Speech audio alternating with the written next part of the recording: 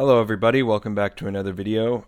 Today I'm going to be talking about TRT versus 4-andro, more specifically my experience with TRT and testosterone undecanoate, also known as Navido in Europe and Avido in the United States. I'm referring to specifically the injectable version of undecanoate in this video today, just so that you know, because there is oral undecanoate. That, crazy enough, isn't actually that liver toxic, but anyways, or isn't liver toxic in general. But as a reminder, I am not a doctor and I'm not a chemist, nor do I pretend to be either one of those things. I do not encourage the use of any substances, legal or illegal, in this video strictly for educational and entertainment purposes only. So, with TRT, there's a few things that I noticed recently going off of the 4-andro test, where I just did 4-andro for a few months, and going back onto testosterone replacement therapy. My internal drive, mentally and physically, is higher. My strength has actually gone up. I'm getting more muscular growth, or at least it seems that way. And I'm possibly getting more muscle motor unit recruitment, being I'm able to maximize how much muscle is being contracted. So what happened was I went to a TRT clinic and they prescribed me the long-acting form of testosterone replacement therapy. So I believe it's 750 milligrams testosterone undecanoate, so Avido, every 8 or 10 or 12 weeks. I don't know. I get it mixed up after the loading phase, which is a little different. Obviously talk to your physician about any of this stuff. I'm not recommending anything for anybody. So 4-andro, going back to the cons of 4-andro, the positives of benefits of 4-andro is it seems to keep you within the normal range of acting relatively like a normal human being. And that, or the pros, I should say. I think I said these are the pros. And it's over the counter. But the cons are it's possibly liver toxic. It has an unknown conversion rate to DHT, testosterone, if it even converts at all. How much is absorbed? None of that is known. The pharmacokinetics and dynamics have not been studied.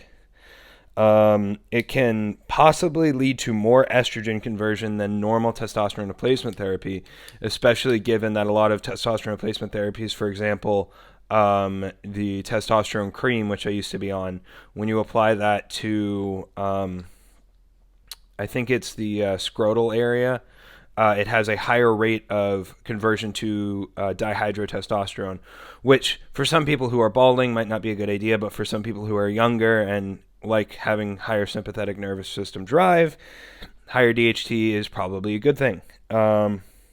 And also, in my anecdotal experience, 4-andro caused more, I need to stop clicking the pen, caused more acne when starting. So now with me on TRT, my acne's pretty much gone. I'm not getting much back acne. I still get some acne around here, but that's mainly just because I have really oily skin and because I wear a CPAP at night, so it tends to stick all over my forehead and such.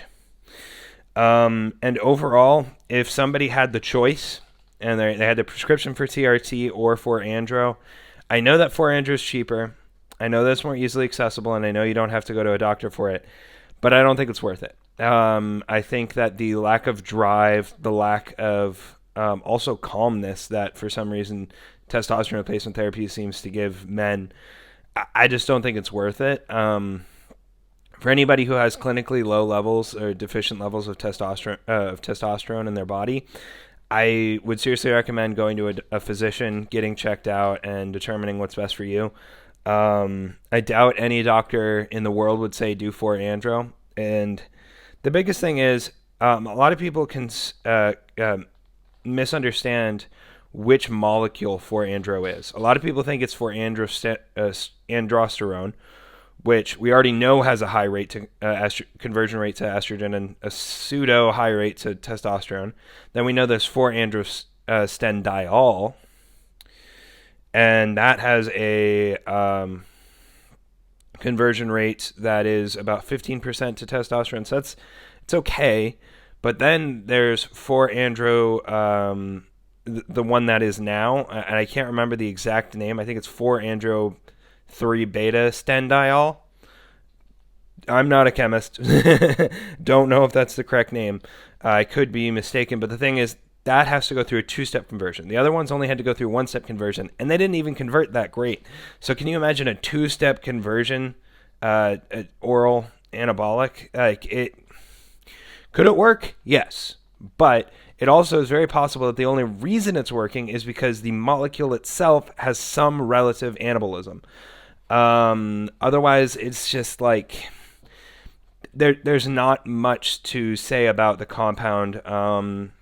Overall, if you're looking to just like run a cycle of 4-andro because you're in the pro hormone space, I don't know if I'd recommend it just because that compound is not very studied well in terms of efficacy, safety, anything like that. Ironically, SARMs are actually more studied in that regard. However, they are more vilified. So everybody make your own decisions and talk to your doctor. But overall, if you need testosterone replacement therapy, go see a doctor, go get evaluated, go get your blood work a few times, and determine what's right for you. But anyways, I hope you guys enjoyed the video. If you did, please give it a thumbs up and subscribe to my channel. Hit that notification bell if you would be willing to. And until next time, don't just have a good one, have a great one.